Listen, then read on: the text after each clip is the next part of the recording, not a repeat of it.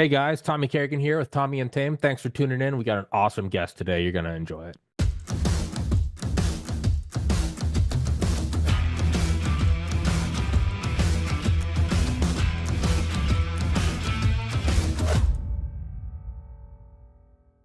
Mr. Miles Harris, and the link to your YouTube is in the description. And my buddy Ian Burlingame, former special forces guy, former finance guy, recommended I have you on.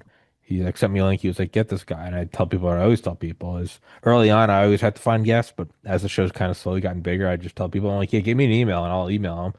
And so he got me the email, and which I imagine was on your account. And I emailed you, and I was like, "Cool, put in a good word for me." He goes, "Oh, I don't actually know him. I've never spoken to him. He's just a channel I look at." And I was like, "Yeah, what are we talking about?" And he was like, "I don't know." And I was like, "Well, the emails are yeah, so we're gonna do the show, man." So yeah, having you on, and I always have to remember to sponsor.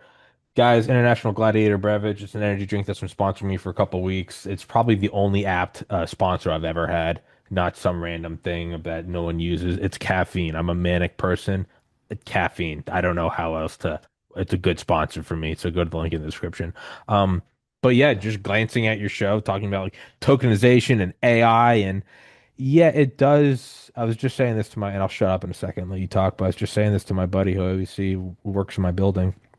He watches my show and he's like, you know, I just tell him, I'm like, dude, I can't do like the tit for tat. Like, can you believe Nancy Pelosi's? I'm like, it makes me want to jump out a window. It's because it never goes anywhere. It's just about dunking on the other side. Donald Trump he's scared now. Like, he's like, what do you like talking about? I'm like, man, I want to talk about like the coming AI Antichrist and like the control system.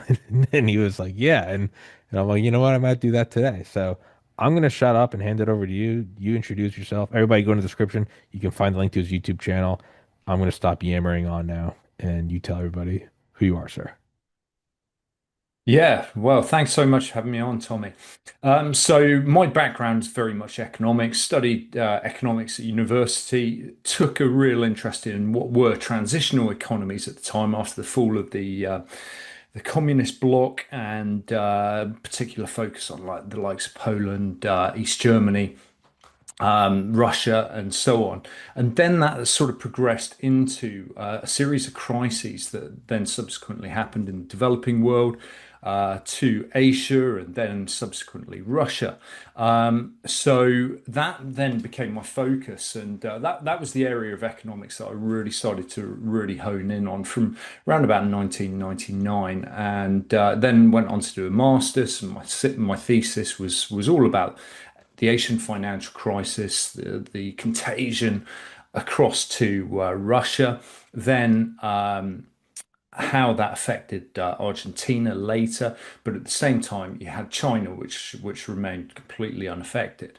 So that was quite an interesting dynamic, which I appreciated studying. Thereafter, I sort of gravitated towards the city of London, and soon decided really that that wasn't going to be for me.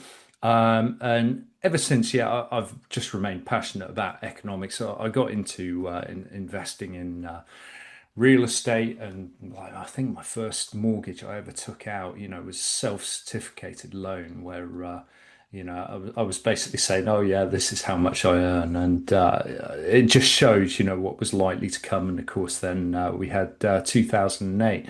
But I think I first got into real estate, what, about 99? Yeah, so that's sort of my background overview, and right now I'm just really sort of paying attention to what's taking place within the financial reset that is deeply underway, and that has numerous themes which I think are of key interest to everyone really. So I've got a playlist which I've developed on this, which firstly focuses on gold and the way that gold is being repositioned and reallocated across the world. And of course, central banks are becoming big buyers of gold once again. And that's obviously a big theme because the old saying, "He who owns the gold makes the rules," and so on.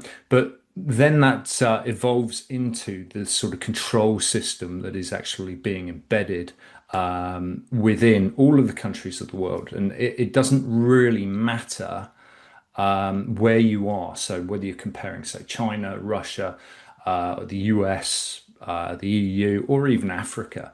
These nations are adopting similar approaches. Everything is being built on the same pipeline network ultimately, and that comes down to a electronic data interchange, a messaging glue, if you like, of the ISO 20022, which allows essentially really enhanced capabilities for the monetary network.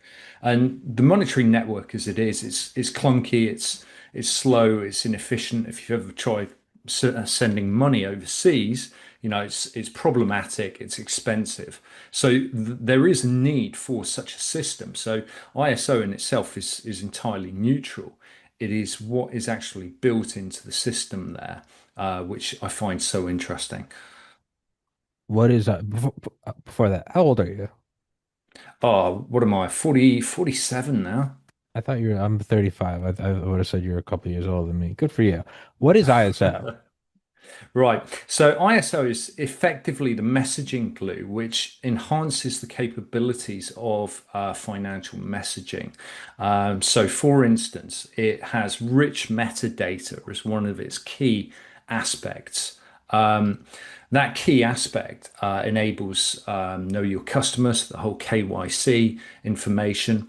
It has anti-money laundering information, which can be ensured that you know who the recipient is, you know who the originator of that payment actually is, and it will also attach reasons for the payment that is being made, as well as invoice numbers and so on. So it's really quite a sophisticated mechanism which categorizes all of this data in an XML format. Now, what's so significant about that is, of course, that you've got the cross-border interoperability, so that enables that messaging to take place between different currencies overseas, but it also ensures that CBDCs will have, and stablecoins will have, sufficient detail actually plumbed into every payment that is actually being made.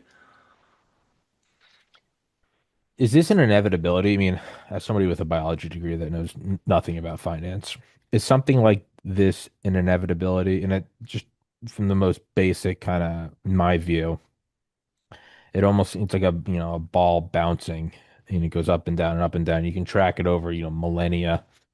And we always kind of have these moments where it seems like the power is solidifying, and then we have these periods of seemingly like a breakout type thing. As the comedian Doug Trussell says, history is just a series of assholes gatekeeping ever diminishing concentric circles.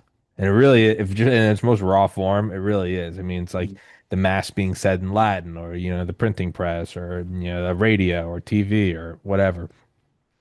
And it does kind of feel like that. I mean, if you were to go back and, they were less aware that was the whole point of the propaganda. But if you go back to like the 50s, 60s, 70s, probably even 80s and 90s, it's very clear in hindsight to us about the centralization of media, right? Like six major broadcast corporations in the United States. Everybody knows about CIA, Mockingbird. And that's very clear. And if you just look at that with no conception of anything else, you might look at it from the early 20th century to the late and say it's circling the drain. It's getting smaller and smaller and smaller. Bush Cheney come along and then they start doing domestic surveillance and it's like, oh, this whole thing's kind of wrapping up. The tyranny is, the wrench is closing.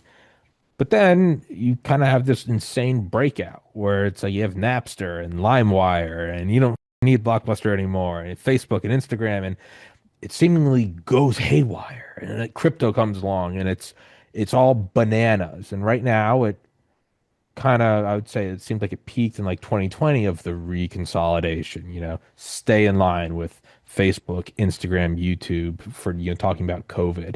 And it really kind of seems like, oh, it was tightening up again. It's tightening up again. And then Elon Musk, which can't say his name because people love him or hate him. Remove any emotion. Just he's a dude that bought a platform and there's less censorship. That's just what it is. It's kind of breaking out again. And as he did that, the other, because censorship really only works when it's wall to wall. So after that, you have people like Zuckerberg. They're like, well, if people can go to Twitter and see the uncensored shit, we're just losing heads by not having him here. So they start removing the censorship stuff. Then YouTube does. So from like the simplest glance with no wisdom in any of this is that it really is just the ball going up and down and done, done, done, and it tighter, looser, tighter, looser, tighter, looser. It would make sense that now that we're some years into crypto, and I know nothing about crypto, it makes sense that it looks like it's coalescing to some sort of, you know, CBDC total control grid across the whole planet. But in the devil's advocate defense, in 2020, it kind of seemed like we were doing that with vaccine passports, where it's like, man, you're not going to be able to leave your town if you don't have. And that didn't happen. And it's not that it wasn't for lack of effort. They tried. And I mean, as Ram Dass would say, a system can never understand a system meta to it. It can only understand something less complex. So we will never truly be able to understand the human brain because we are the human brain. A super AI could, but a super AI couldn't understand itself. So it's this looking in the mirror. It's meditation. It's who's watching the watcher as it backs up more and more and more. So it does seem like no matter how vicious and brutal and broad scope and complex and whatever than well funded their plans are, history would point to it hits sort of a natural ceiling and then comes down. And that's not like an optimistic view. A lot of times the natural ceiling involves the deaths of millions of people. I'm not I'm not lightening that. But that whole tangent to say, does this seem more like an inevitable thing? Like, well, of course, it goes online. Of course, the petty tyrants, they're gonna try to turn it in to a whip to get everybody to fall in line. Just not good or bad, agree or disagree. Does it kind of seem like that is maybe something that this is? It's just the latest iteration of everybody get in line. Certainly an interesting one. I think when it comes to aspects such as the pipeline network that we were just talking about there, ISO, that they started actually testing this back in what 2004. So this is like decades in the Yeah. making. This, so that's certainly an inevitability. Um, but then when you look at, say, for instance, central bank digital currencies, well, they've obviously been met with a huge amount of resistance there. And that resistance has certainly got us has got us somewhere where there is this kind of natural hatred from those that are more aware of what's going on towards such a sort of surveillance mechanism and a programmable mechanism added to money, which is just entirely wrong. In addition to that, I think most people really understand as well there is no actual use case for central bank digital currencies because we already have digital currency. We already have bank digital currency, but it is not central bank digital currency, and so that's a key point, I think, in terms of understanding where we are. And the more people are aware of this, of course, the more resistance that can generate. Now, in the States, now, of course, you've got the advent of the Genius Act and these stable coins. What i- But the what is state the what is the Genius Act? Sorry for ignoramus like myself. What is the Genius Act? Yeah, so I think there were three components within it off the top of my head. And essentially, what it did was say we're not going to have a central bank digital currency, but we are actually going to introduce stable coins. Now, in some ways, stable coins are somewhat worse than central bank digital currencies. And the reason for that is because under the Genius Act, which then enables these stable coins to be issued by private corporations, for any money that is deposited with one of those corporations, they will then buy an equal amount of US Treasury bills, so short-term US T bills. Uh, and then they will mint the actual stable coin. So, what is actually happening there is that the private corporation is minting the currency and then holding a UST bill. And in holding that UST bill, it is, of course, going to generate yield of, say, what, 4 to 5%. So it's going to generate that 4 to 5% off that newly created currency, basically. So That is quite profound because what you're doing is you're taking the public debt and you're effectively turning that into a private revenue stream for large corporations. Now, I did see a chart recently looking at Tether and its profit per employee, and it is just absolutely absurd. And it completely blows Nvidia, who's in second place there, out of the water. Now, I think these US firms that will be issuing these stable coins, the likes of Wells Fargo, Citi, JP Morgan, PayPal, etc., they won't be as profitable as that because I think they're going to face tighter regulation and they're going to have to invest in UST bills, whereas Tether has more diverse reserves as its asset base.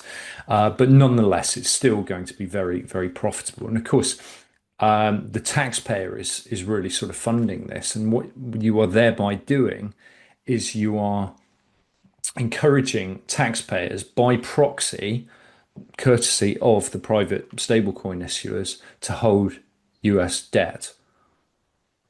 Okay. Yeah, I'm trying to follow. It's a lot of alchemy to me. Um, it is alchemy. It's financial alchemy. That's exactly what it is. It's synthetic dollars. in my, I mean, my understanding of fiat currency is The Creature from Jekyll Island by G. Edward Griffin. That's about my understanding of it. And it's like, all right, it's all by gold. All right, like that was the takeaway because you can print more, and with Thomas Jefferson, the whole central banks are more dangerous to a country than a standing army. Isn't this just like fiat currency times? Because fiat currency could at least say like it has the limitations of, well, I know most of it's not printed, but they print some. I was gonna say that they have to print it, but they don't. Most of it's ones and zeros, but they have to print some. Like there's some, you know, evidence to the fuckery. With this, you could say, well, with a crypto, it's you can't because it's all blockchain and whatever. Okay, yeah, sure. I just know when I look at that, and I don't doubt that it is the task of the millennia to try to whatever, hack Bitcoin. But there's also, what was it Bill Gates said in that like 1990s article or 80s article, you'll never need more than 640 kilobytes of memory. You take a selfie right now and send it. That's about, I don't know, what, 20, 30 megabytes? Just a selfie. Each episode I do is 20 gigs and it's nothing. And I Mm. upload it to platforms that have 10,000 other podcasts. So, or even back, you'd see those like black and white photos of like the 1950s. It's like a military jet landing and they're bringing something to Fort Meade for the NSA. It looks like an outdoor air conditioner. It's a giant cylinder and it's 5 megabytes of memory. It's like surrounded by armed guards. Okay, given enough time, they're gonna break it. They're going to break it. It they're going the Wright brothers to 747s. Like humans are good at that. We're gonna figure out the puzzle. And when that puzzle gets figured out, not if, but when, won't that just be the problems of fiat currency times infinity? Because none of it will be printed and no one knows, and it's all private wallets, and you you wouldn't even have to make a big deal about it. You could just with a stroke of a pen go, we're quintupling the money supply and not tell a soul, and no one would even realize for however long it takes for inflation to become apparent in the marketplace. Isn't that where all this is, which shouldn't be a surprise, right? Because the people that are in charge and are running it are not doing it for you and I. They're doing it as a mechanism of control. But that doesn't it kind of seem like we're walking towards that? And it's under the guy. It's like the anglerfish with the little light. And you go, oh, it's the light, and then it's the jaws of Satan. Aren't we kind of going towards that? It's the new gold. It's the new it's the new gold rush, or going out west and Bitcoin and all that. Doesn't it kind of seem like it's just like like a Pop Tart in the middle of a bear trap? Like, does it not seem like that? Do I have a simpleton view of it? I think there's much sense in what you're saying, to be Oh honest. gosh, I was hoping you were Yeah. gonna tell me I'm wrong. No. Um, yeah, I'd love to think otherwise, and I remain open-minded. Yeah. But um, my larger concern, I suppose, with stable coins, just going back to that, because it does relate to all of this really, is the fact that there's this notion of what's known as the Triffin dilemma, where the US, as holder of the US reserve currency, or the global reserve currency rather, it needs to always ensure that it doesn't have just enough dollars for itself, but also sufficient dollars overseas to complete international payments. So a Brazilian firm invoicing a Chinese firm will do so in dollars. And so that means that they've got to be able to get a hold of the dollars to pay that invoice. So what does that mean? That means that the US was ultimately expected to run trade deficits to ensure that dollars were exported overseas. Okay. And thereby, that always ensured that US manufacturing would be, in the longer term, decimated because of the need of Cheap the labor. global community for dollars. So with the stable coins now, that shifts that dynamic.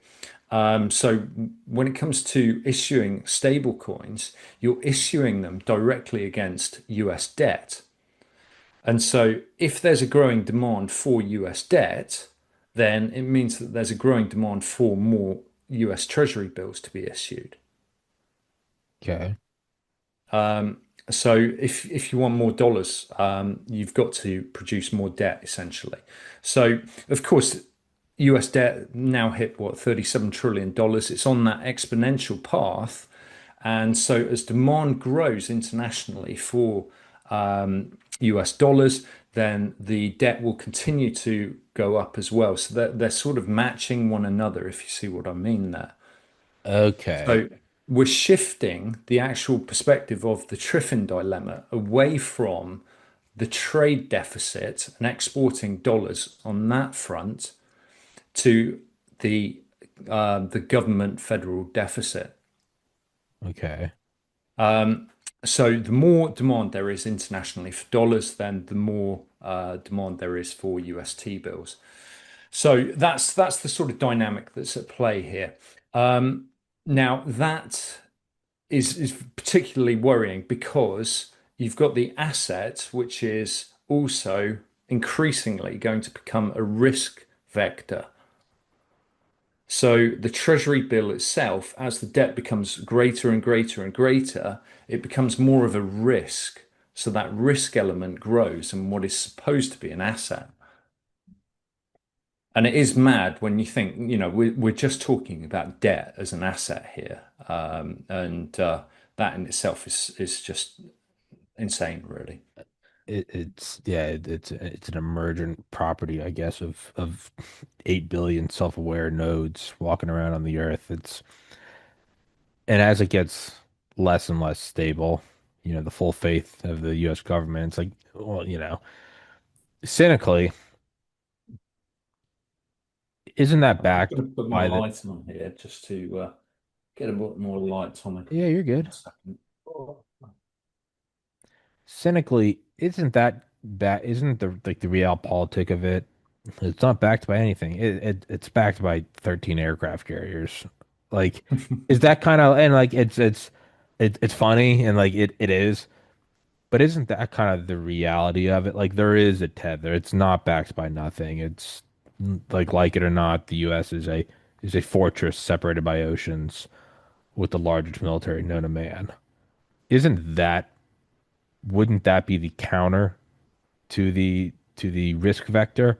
Or do you just slowly erase that by, rising China or a China-Russo, whatever alliance?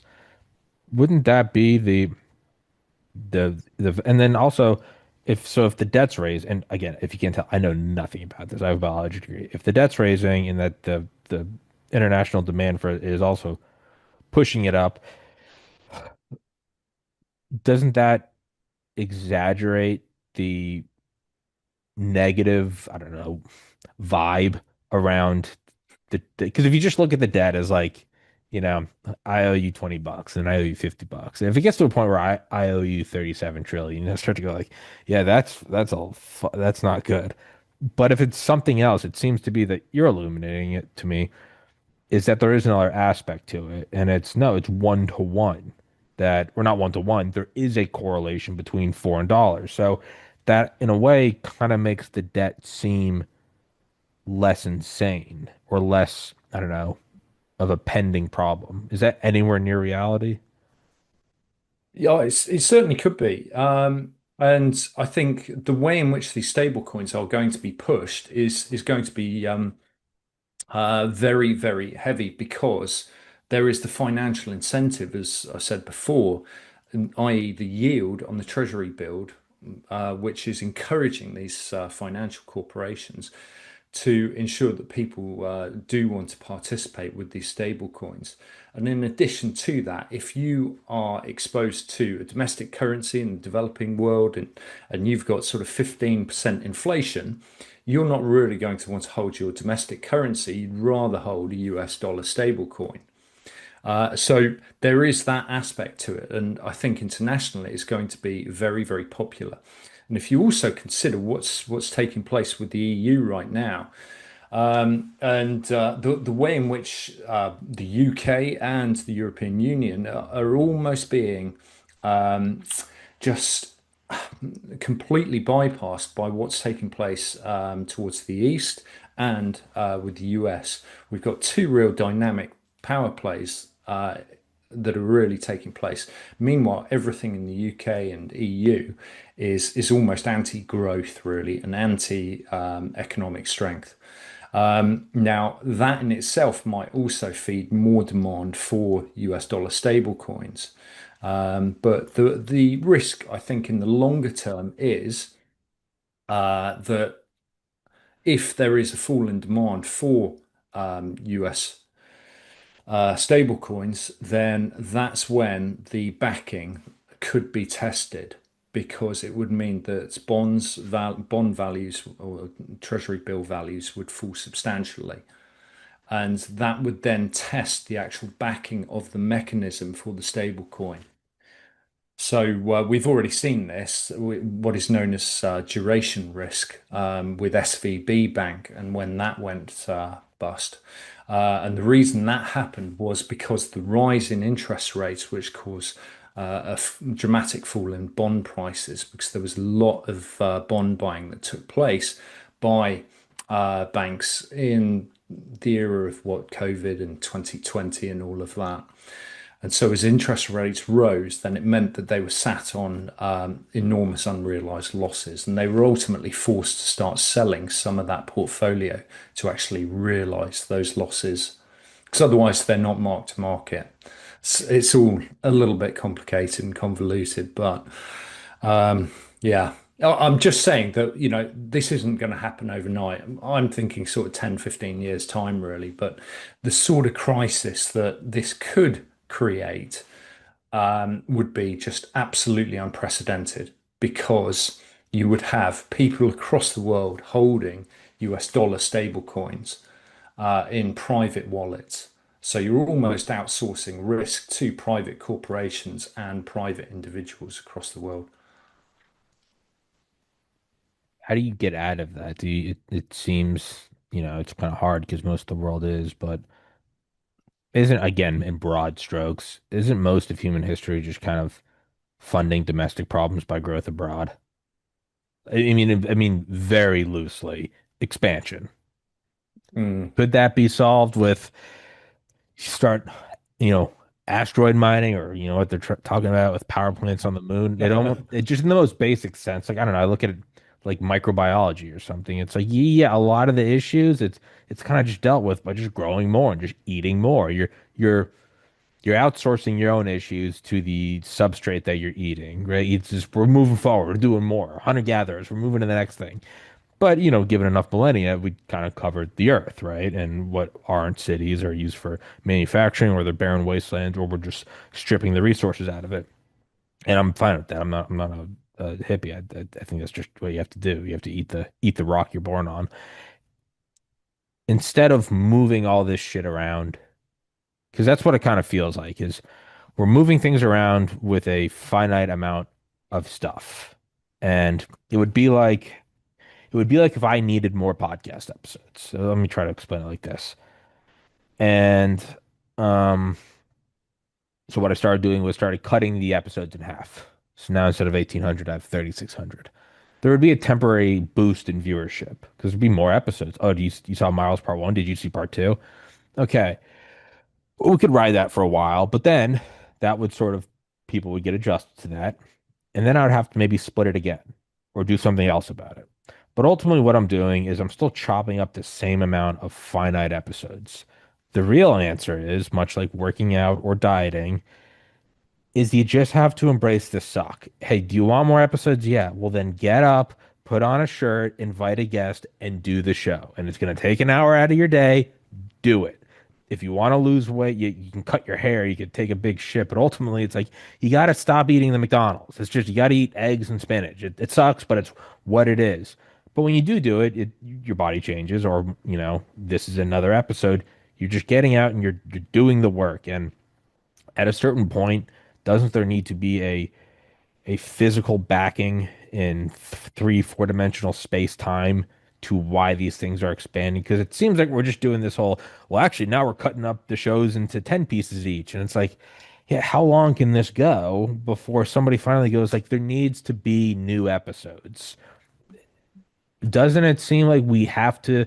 And I guess the flip side would be like, you don't need to do that. You could just, in a sense, outsource the debt by creating a war and then killing a whole nation and stealing their resources, and that would kind of even it out.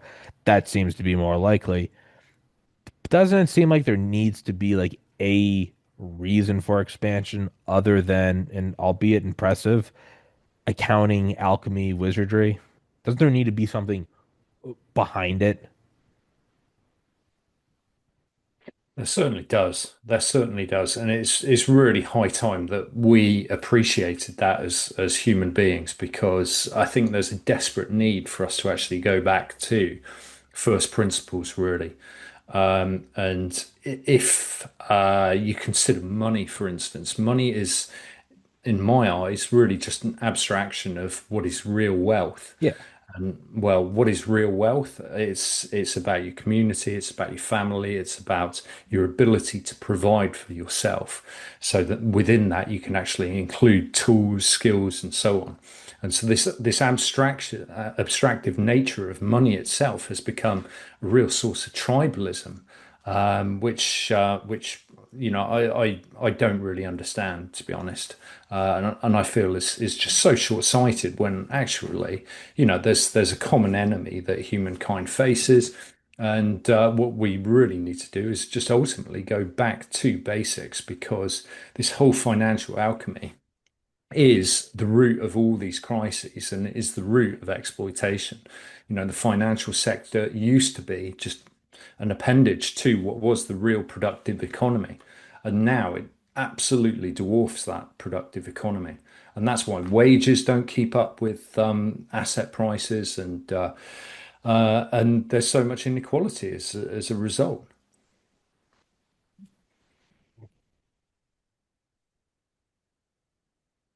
In terms of actual production, yeah, it does have to be backed by something. Food, water, a door that locks, all that good stuff.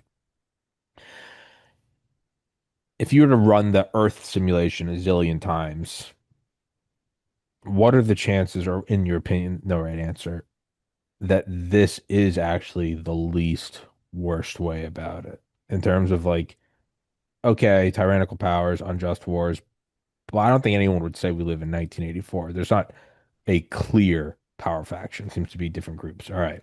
On the other end, we're not in Mad Max. I mean, we can be hyperbolic and be like, the immigrants coming over the borders. Yeah, yeah, but I mean, we're not. I can go to the grocery store after this and go get some food. Like, we're not in Mad Max. And it's also, I can do this episode with you and I'm not instantly nuked like I was a couple years ago. So we're somewhere in the middle. That's not that bad, all things considered. For 8 billion people, or, however many billions have lived since 10,000 BC till now, is there any chance that this is like the least worst outcome?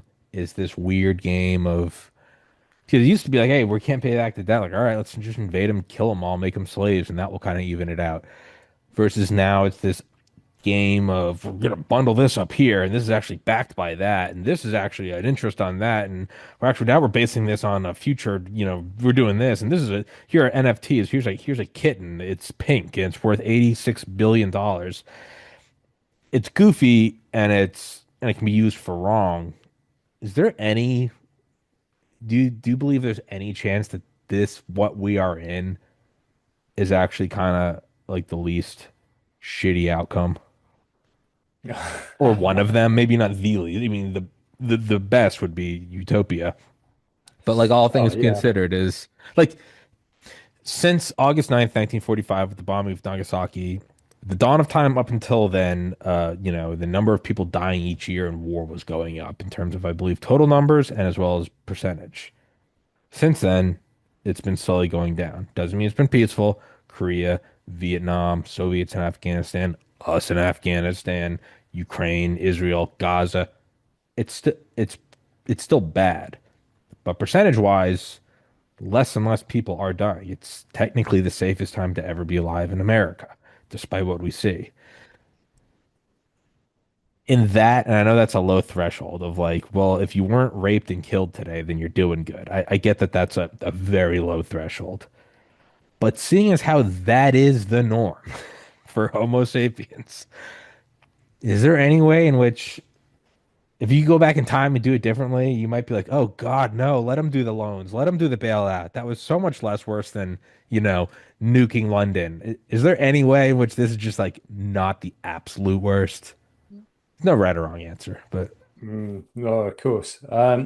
Well, there's certainly a lot to be said for what we do have, in this day and age, and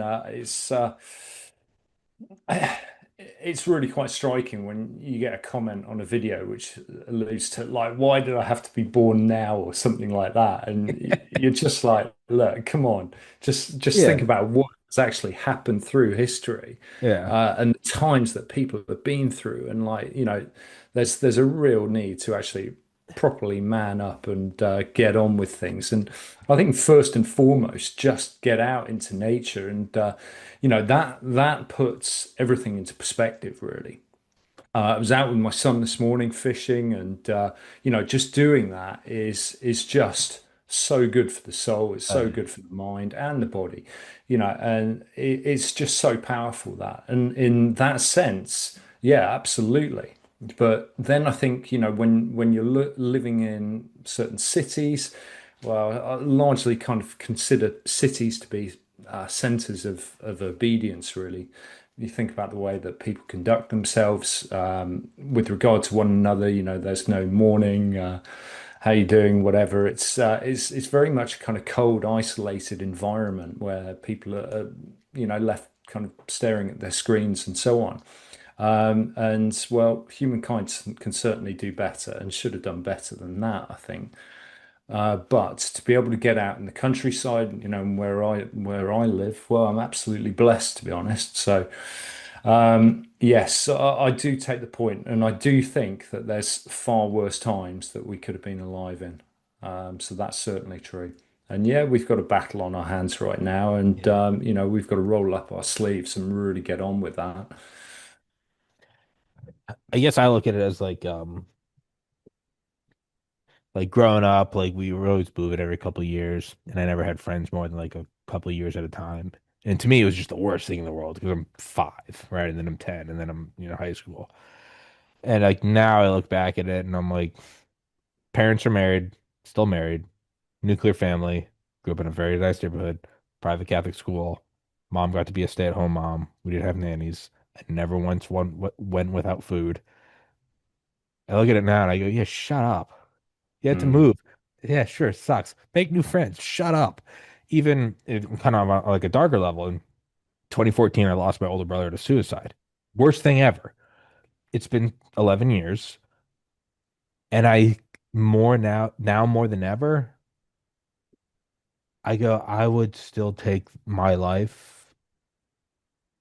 over any other life in human history because Still have I still have a nuclear family. Still have parents who love each other. We all talk. It's not some weird disparate family. I talk to some people, they're like, "You haven't talked to my brother in years." I'm like, "Oh my God." Like I send a meme to my brother every day, or my two brothers every day. I call my mom every day. I go and see them once a month. I go, what do I do for a living? I get to do a podcast. Is it difficult? Sure. Compared to anything else, no, I'd rather do this. All that in totality, obviously I would do anything to have my brother back. But man, I think I'd still choose this ride over almost any other life in the history of man. It'd probably be really nice to be like a trust fund kid. That I'm sure that's fun. I bet it's fun being Post Malone and Tom Brady. Okay, granted. But I look at that and I go, I'm still just so grateful to be alive and to have family and to have food and water.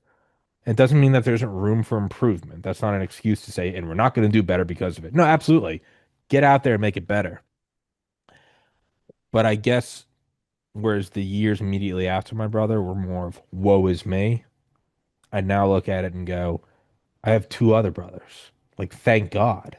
I have, two loving parents. I have cousins. I get to do this for a living.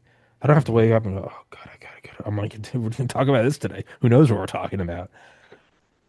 It does mean there's not room for improvement. Always get better. I'm with that.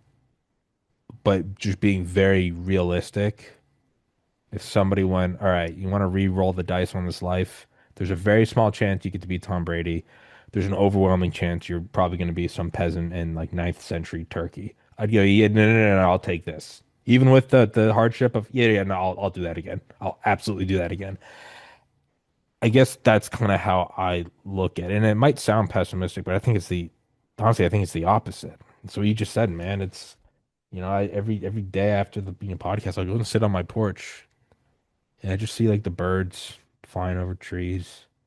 And I'm like basic stuff. I'm like, how great is it that like my lungs work? How great is it I have legs? And I know, again, very aware that it's like a low threshold, but man, it can make life a lot better when you just look at something like a cup of ice and you're like, man, cold water is so great. It doesn't mean don't make the world better, but I guess I'm not entirely, I'm not saying that this is for or against anything you're saying. I guess I'm not black pilling on all of it because I'm not sure this is the worst outcome. I think that's where I'm going with that. Sorry for that. You're I getting the guest completely treatment. agree. And I think that's one thing we're so short of, just that appreciation of nature, as you say there, listening to a bird song, Yeah. that's something quite special about that. If you actually take time to listen. Really just hear a bird and you go, Yeah, this is a biological Bose radio that flies around and sings to me. yeah. It is just absolutely incredible, and the beauty that we have outside, is just wonderful. And that's something we've really got to behold. And, of course, our loved ones and the appreciation that we need to have is so important, I think. And gratitude just for the little things, as you say, to be well, to be healthy, like is just absolutely enormous. And that just changes your whole outlook on life. Because of course there's a lot of black pill stuff, and when you start really digging into the economics and the finance and so on, so it can become quite sort of overwhelming. And so you just got to step back and say, right, okay, well, they're doing this, but what am I doing about this? And how much of my life am I actually going to pay attention to this and focus on that rather than what I should be focusing on in terms of what I should be building in terms of true wealth. Now, the devil's advocate position could be, all right, so Tommy and Miles, you guys are both in agreement that life is beautiful and you should be grateful. Then it's worth preserving and not letting it get worse. And that's why you have to oppose these systems being brought in. Sure, sure. Yeah, no, I get that. It's and I guess another part of me is it's like I'm just not. It's like is anybody surprised when yesterday I had on Bradley Birkenfeld. I've had him on once before. He was the largest uh tax fraud whistleblower in United States history. Basically, he was like the sole person which destroyed Swiss banking as it relates to private individuals in the U.S. He ended up going to prison for it, and then he got let out, and the IRS gave him a $104 million uh, whistleblower reward. So now he lives in like I don't know the Maldives or something like, and it's I look at a guy like that who just stuck to doing what he believed to be the right thing. But it's also like as you're learning about it and you're hearing about his stories, the first time you listen, it's shocking, and then you listen to it again, you go, why wouldn't this happen? Why wouldn't there be politicians and billionaires showing up with bars of gold and stolen art? It doesn't make it right, but I'm not surprised. So when you find out somebody in the whatever in some sports has done steroids, you're not surprised. You're not happy about it. But you're like, yeah, I mean, it's the ultimate competition. It's, the apex of competitive spirit. Yet people are going to do anything they can to get ahead. It doesn't make it right, but I guess I'm just not surprised or taken aback that, yeah, of course people are trying to take this thing, which on its face should be great. Yeah, it's digital currency. We no longer need physical stuff. And yeah, they're trying to turn it into like a global concentration camp. Like that's not good. But I guess I'm also just not entirely surprised, which maybe I should be. But I don't know, I do have confidence, and it's probably nothing more than, I don't know, belief in God or things that work out better. It doesn't seem like we've never hit a world totalitarian government. People get close now. It's also technology. We might be getting a lot closer, but the empire always rises and falls. I guess I'm just not entirely convinced that like this is the end. Not saying that that's what you're putting forward. I don't know. Maybe my optimism is completely unfounded. I don't know. But yeah, I don't know.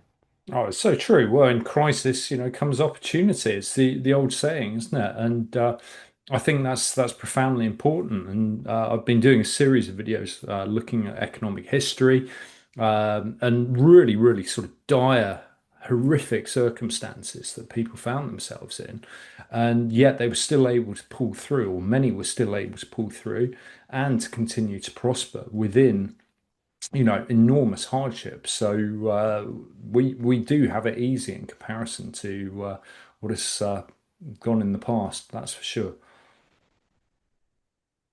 And then on like a much bigger picture, forget finance. Isn't this just the iterations of reality?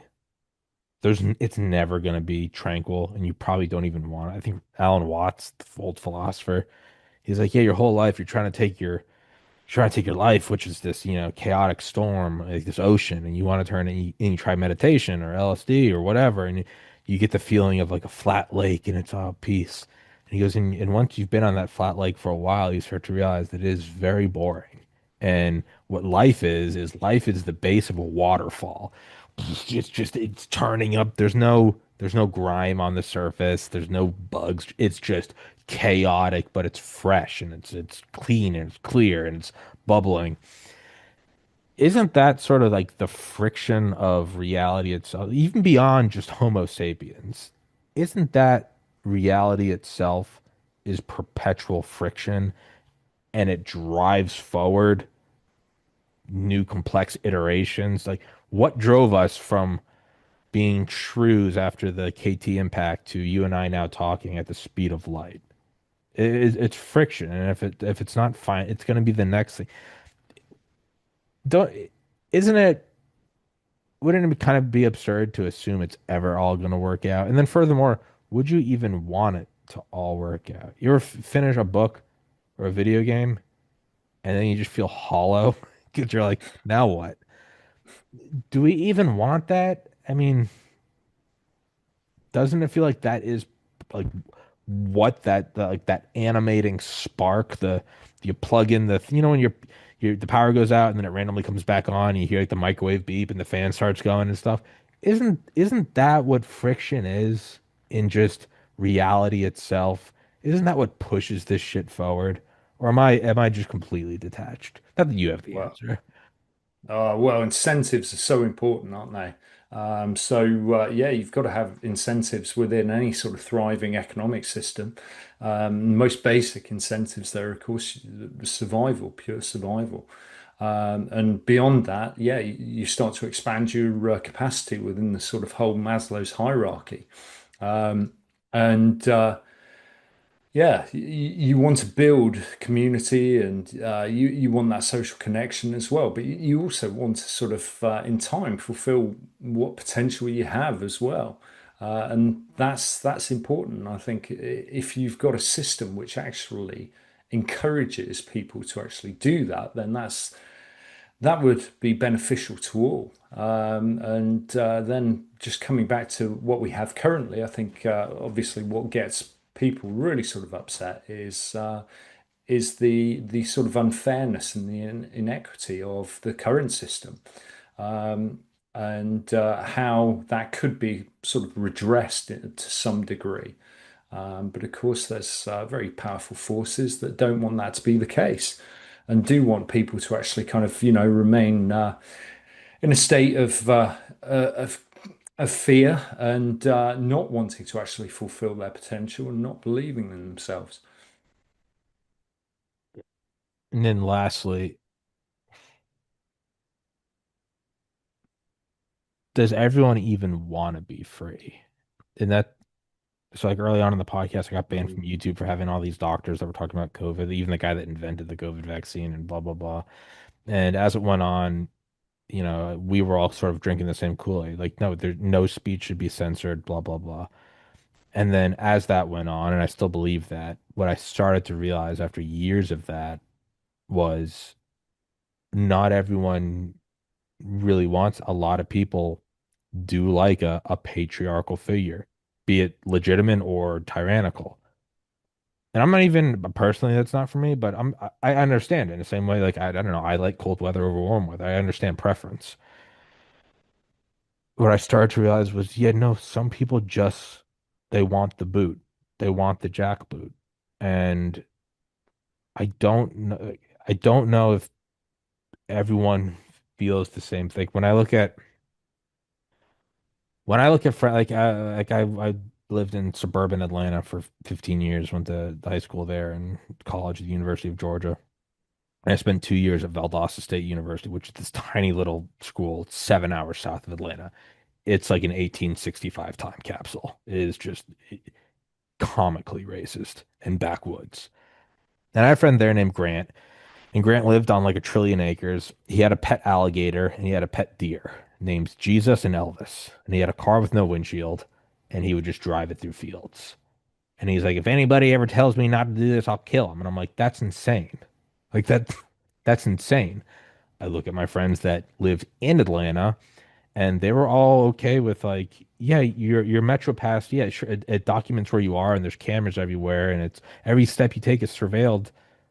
But they don't care. They're like, yeah, I'm willing to give that up for the convenience of living in a city to where you don't have to drive 45 minutes to a gas station. Well, you don't even need a gas station because you don't have a car, but you can walk outside and you're downtown. And you go into a city and yeah, I can see where this is seductive. I can see like walking around Lower Manhattan. You go, yeah, no, I get it. I get it. It's not that one is objectively right or wrong. Well, I personally think freedom is objectively right. Let's pretend there is no objective. It's really just a difference of the guy that lives down in Valdosta, Georgia, with who keeps like a shotgun on him at all times. He can't comprehend and doesn't want to comprehend any form of surveillance, even a red ticket light or a red light camera. The people that live in the cities, they don't want to be anywhere near that guy because they like being in sort of whatever a more progressive hub of whatever. Isn't that a huge factor in this? Is we're talking about it, hey, this is a system of control. This is a system of we're going towards an exponential, the hockey stick and blah blah blah. Aren't there some people who they just love that? They're like, yeah, you ever see those people that are like, I got a chip in my hand, I just wave things and I'm paid, and it's like you're chipped. And a part of me goes, you're an idiot, and then you realize, no, they're not. They're very aware of it, and they're very aware of the surveillance capabilities, but they live in downtown Shanghai, and they're like, Yeah, it makes my life so much easier. And they look at the guy that lives up in the mountains, they go, that life sucks. I wouldn't want that at all. Isn't that a huge part of it? Like a lot of people just kind of want the power figure. They want the strong leader. They want the jackboot. There's no amount of enlightening them. There's no amount of showing them, hey, did you know this? No, no. They know. Some maybe don't, and you show them and they change their mind.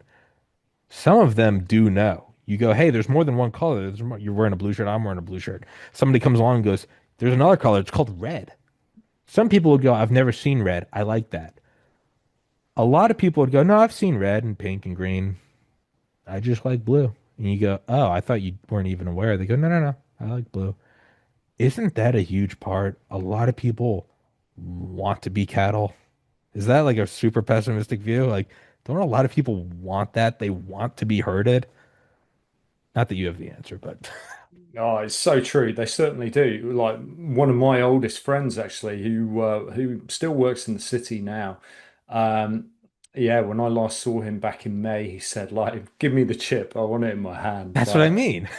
Literally, he's like, if it will make my life easier, I'm all for it. Now, I just can't understand, and obviously find that pretty difficult to tolerate. As a perspective, I'm just like, what? Seriously? And this is a guy who grew up on a farm as well. And yeah, his outlook on life just changed dramatically when he went to university. And yeah, then he's very much in the material world, and that's his core focus.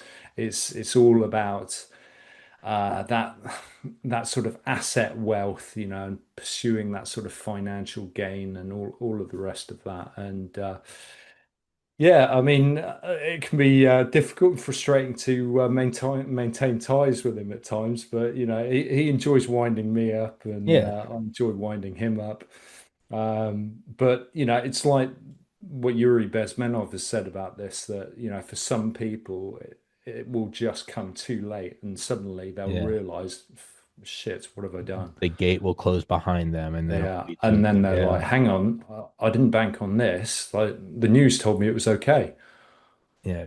You active measure. Yeah, you get closer and closer. Demoralization. You stupid pit or whatever he's saying, but. Mm, And that's where I kind of come back to I do believe freedom is the objective good because the ultimate end state of wanting the jackboot is getting the jackboot. mm. And then it's death. But in the meantime, yeah, I don't think it's, I don't some people maybe are unaware. I think some people know exactly what it is and they love it. Yeah, every day my food gets dropped at the front door of my apartment. Hey, man, I get it. I get it. Convenience is great. I just, I guess I'm more of a so like, how does this apply to us as people? It makes me less stressed and less black-pilled to go, no one's paying attention. They don't see where this is going. I go, no, a lot of people do see it and they're fine with it. And although I don't think that is good at a large scale, I am smart enough to know that I'm not going to convince 50 million people who disagree with me. So what can I do? Like you said, you go outside, man, watch the sunset, go to the gym, be armed, have dried food and water, not dried water, but yeah, be okay. And you don't need to hold that burden or hold the chains of like, no, I have to wake people up. Some people you can wake up and they're grateful. A lot of people, they are awake. They want it. And you go, oh, okay. It feels less like I gotta break you out of prison. If in your mind, in your conscience, you felt like you had to break everyone out of a prison with 1,000 beds, that's quite a burden. If you finally realize that once you did blow down the gates, only three of them wanted to leave, you would stop stressing about the other 997. Doesn't mean that you're okay with them being locked up, but you might relieve yourself of that burden and go, oh, I'm gonna go live my life. They want that. Yeah, that's it. I don't know. That's what we can do. Lead by example. If we set an example, if they want to follow, then that's good on them. In terms of waking people up, well, we're getting a little bit late in the day for that. So I think that the more proactive and positive approach is really let's set an example to them. Let's show them how actually we can live. You know, if that works for some, great. If it doesn't work for others, well, there isn't anything else we can do there. And lastly, and we'll wrap this up. And yeah, if you can't tell, this episode was nothing about finance or anything. It was in any which way. That's kind of the experience of my show. Is I love Cold War history. I love reading about people who, built their own little bunkers in their backyards and they stashed all this stuff. And it's just interesting to me. I don't want any part of it. I'd rather be killed in a nuclear explosion, but whatever. And sure, we have the gift of hindsight. And if I looked back at, I don't know, somebody who was my age in 1950. So they were born in what that would be 1915, right? So 35. And they're like, yeah, I'm building, putting all my extra money towards this and I'm building this. And after a couple more years, I can add another part to the bunker and blah, blah, blah. You do all this stuff and they're prepared and they're ready. They're going to survive the bomb throughout the 50s, the 60s, the 70s. And then you get to like the 80s and the 90s and they're getting older now. And then like the Soviet Union falls and then no nuke ever came. You don't regret it. You have a family. It's good to be prepared. But can you imagine them going back in time to like 1950s version of themselves and being like, dude, enjoy life. Go see the Beatles. There's a hint. Hey, there's a guy named Jimi Hendrix coming along. Like, watch for that. Wouldn't like you get to see the first cell phones the size of suitcases and wouldn't you look at that and be like, you spent so much time concerned. It doesn't mean don't be concerned and don't provide for your family. But this whole, what happened to the nuclear bunker? Oh, yeah, I think it's like grown in now. It's full of like plants and raccoons and shit. Yeah, no, you don't need it. Wouldn't you kind of kick yourself a little bit and be like, I didn't go to anything in the 60s or the 70s or the 80s. I didn't go to Kiss. I didn't go, watch the X Games in the 90s or something or watch Michael Jordan on the 96 Bulls. Wouldn't you kind of feel a little bit duped? Oh, you certainly would, wouldn't you? You Yeah. really would. And that's why you've got to enjoy life and you've got to appreciate every moment. As many books point out, you mentioned Alan Watts there, Ram Dass and so on. It's all about the moment because nothing else truly exists. Yeah. Be here now. That's Ram Dass. That's it. Be here now. Just be here now. And yeah, we'll wrap it up with a Ram Dass quote of what time is it? It's now. What time will it be in 6 months? So you set your alarm, and then 6 months from today, and it goes off. What time is it? Well, it's now. It's always now. And that doesn't mean you would also feel like an idiot if nukes did happen and your family died of radiation poisoning. You probably would have been like, yeah, I probably should have put like 2% of my paycheck towards a bunker. I'm not saying don't be prepared. Have a lock on the door, have a gun. I get all that. But I would feel like a real idiot if it was 2090 and I'm looking back and I'm like, yeah, the central bank thing never came. Like the total they never did the vaccine passport. Yeah, there's skirmishes and wars. But I missed all the 2020s, the 2030s, the 2040s. I missed the 50s and the 60s and the 70s because I was so hyper paranoid about, some totalitarian AI. What happened with AI? It ended up being nothing. It didn't work. Like, it might be something like that where you go, I wasted all of it. And I think that's maybe what I'm fearful of is not giving in to pessimism. So, um, Yeah, it's a great point. well, hey man, thanks for coming on here. If you can't tell, there's truly, I told you beforehand, I said, I don't know what we're talking about. And I was honest, I have no idea what we're talking about, but I appreciate you coming on here, man. I'd love to have you back on again sometime. Um, where can people find you other than your YouTube? Can you send me links and stuff? Twitter, or tell them where to find you. Yeah, so I'm obviously on YouTube. So if you search up Miles Harris, that should come up. And then on Twitter or X now, I think it's Miles Harris LGA at X. Yeah, so that's my handle there. Well, send me those links. I'll put them in the description. And if you want to come back on here sometime, maybe we'll do it again and I'll just mute myself and I will let you explain, Oh, we might get onto tokenization next time as uh, well. yeah, yeah, yeah. That happens a lot of times with guests. They come on here and the show ends up and they're like, "We didn't even hit." I'm like, "Yeah, sorry about it. I'm not in control of it either. It just goes." Um, but dude, I'll send this to you. It will be up tomorrow. Um, and I would love to have you back on again sometime, man. I appreciate your time. Awesome. Thanks, Tommy. Heaven's Harvest Prepper Food, 72 servings per pail, 25 years shelf life. I've had the owner Clayton on the show before. He's a God-fearing, America-loving patriot. Get one of these, get a couple of them, throw them in your basement. It's good to have it, not need it, than to need it and not have it. If you don't want to do that, you can get their seeds. You can plant your own garden, so you don't even have to keep buying them. You can just get the goods and start your own, or you can even get freeze-dried fruits and vegetables like bananas, apples, strawberries, and raspberries. They support the show. It's an honest product. It's a good safety measure to have, and they keep my show free for you. So I'd implore you guys to please go to heavensharvest.com, use the link in the description, promo code TPC. Axios Fitness Coaching is a premium resource for holistic strength and conditioning services. Axios is best known for the Training Club, capital T, capital C, an exclusive community that prioritizes accountability, technique, diet, and nutrition. Everything you need to do to take action against the decay of the modern world. Whether you're looking to improve your physique, build strength, or just take care of your health and fitness, Axios will provide you with a solution that is effective and simple to execute. All you need to do is complete the intake survey, and you can see if you're a good candidate for the training club or any other of the services. And it's going to sponsor the show. So, one company falls off, another one arises. So, if you guys like the show, you want to work out, throw the show a couple shekels. Go take the survey. Thank you so much, guys. Higher ultraviolet exposure is associated with lower mortality. The United Kingdom is a high latitude and low sunlight country. Researchers there collected data on over 360,000 participants in a study of UV exposure via solarium use.